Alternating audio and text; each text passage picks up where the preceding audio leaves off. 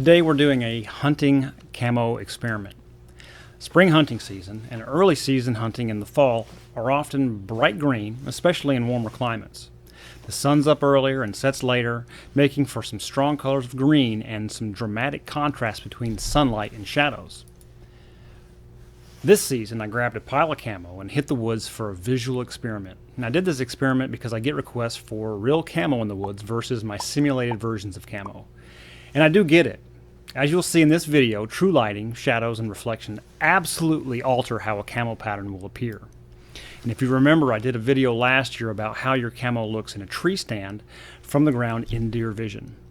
And now, because you normally hunt turkey season on the ground, you can see how these camo patterns look on the ground in spring green with some real lighting, shadows, and reflection. And the results are quite telling. You'll notice that I also wanted to keep time on how long it took me to go from one camo pattern to the next while doing a quick multi-location comparison. And don't worry, I'll fast forward during the pattern changes, but we'll make note of the time later on. I'll be stopping in 5 spots as I circle around during this experiment, so I can give you a varying light background and foreground view of each pattern. There's no order for these patterns. I had them in a big plastic container. My wife was just handing them to me as I circle around. Now I'll also show deer vision window so you can see it simultaneously with human vision. First up, we've got Wonrate Vayel. I'll stop in several spots to show you how these patterns look and blend in based on light, background colors, foreground colors, and shadows.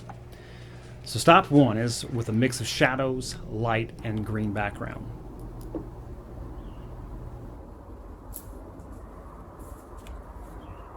I'm stopping right here for a moment since this is my first round and I adjust my stopping points to include this one as I continue the experiment. So this would be stop 2. And I want you to notice how the tree in the background adds to the effectiveness of the camo. Spot 3 has some foreground green, a dark background, but the sun on the camo.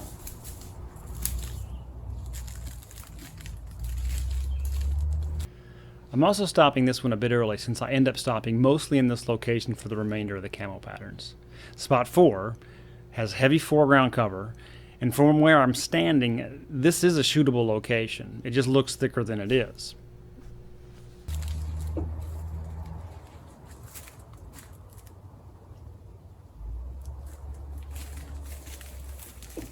And now spot 5. Not great foreground cover, and it's in full sun. For the remaining 9 I had with me, I'll let them run and I'll chime in with some interesting notes, and at the end we'll discuss a few lessons learned. So take a few minutes, watch the rest of the 10 camo changes, and we'll be right back.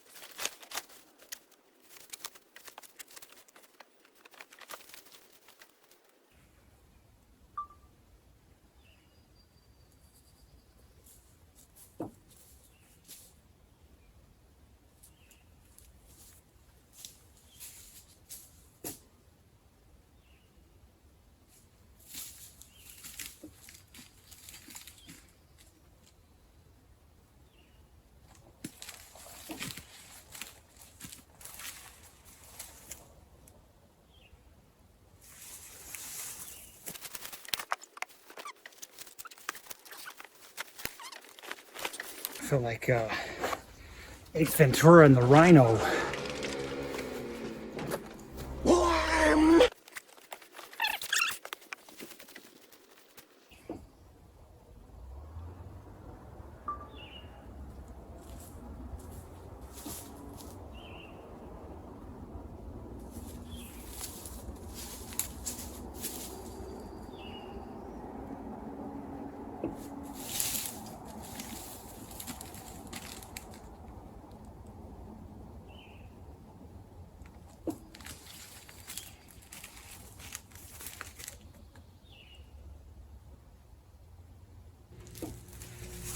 The lighting reflection off of these patterns is bright. It washes out the pattern and severely contrasts the environment. And so the lesson here is if you have full sun to cross into, do a good slow scan to make sure nothing is going to spot you, because you're going to be much more detectable if you have a choice to move in the shadows than if you chose to go in direct sun. So anything that would be in eye shot is going to pick you up.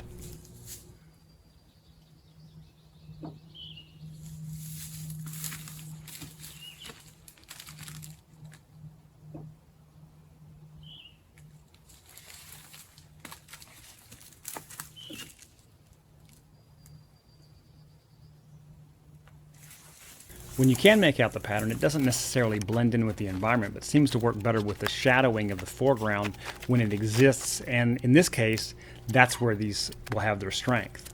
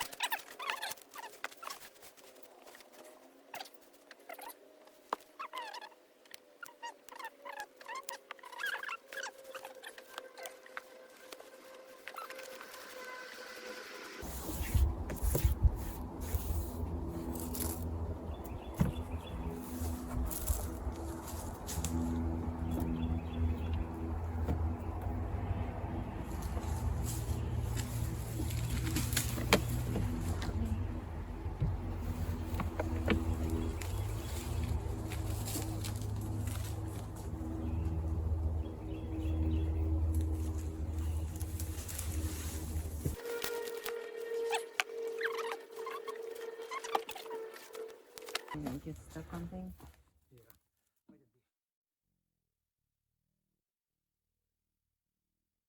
So let's talk about the patterns in this light and coloring.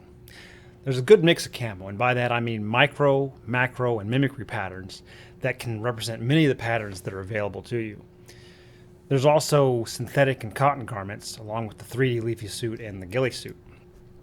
In this situation, most of the detail of the patterns are lost. Even the darker and lighter contrasting section of the camo are lost in the brightness of the sunlight and the darkness of the shadows. The strongest performance in this series may have been how almost everything performed in location 2. In any case, it all still comes down to movement. In all of these, even with the heavy cover in the front, as soon as I move, it's visible. And a deer constantly scanning for danger will catch that movement, and when they do, they're gone. So, did we solve anything other than answer the question, would you get hot trying on a mound of camo in the southeast spring weather? Which is yes. But I would say yes. When the leaves are full and green and the sun is up for long periods of the day, it's best to find darker backgrounds shielded from direct sunlight with some cover in front of you. And it doesn't have to be much cover, but something to cast shadows across you or help mix you in with the background and foreground.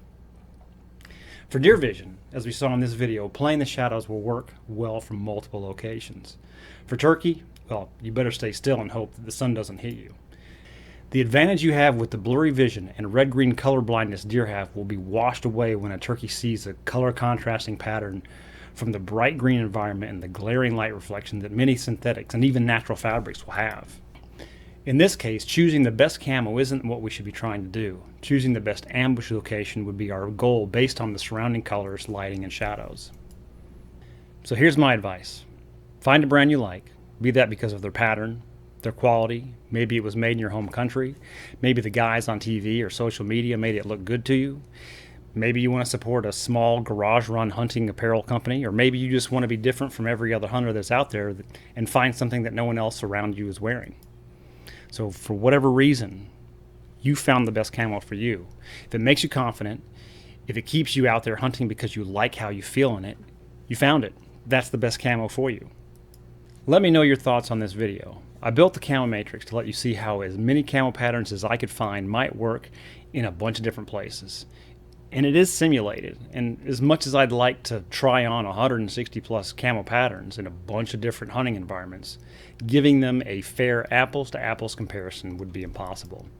This video took me 19 minutes to film and quickly change into each of the 10 setups, and that means 160 plus patterns would take about 5 hours to video at that pace. And the changing lighting and the shadows that alter how a camo pattern might appear would be completely different from the beginning to end. So use the Camo Matrix to start your quest for the perfect camo, but beware, it's an endless search because there doesn't seem to be one. I've been looking. Thanks for watching.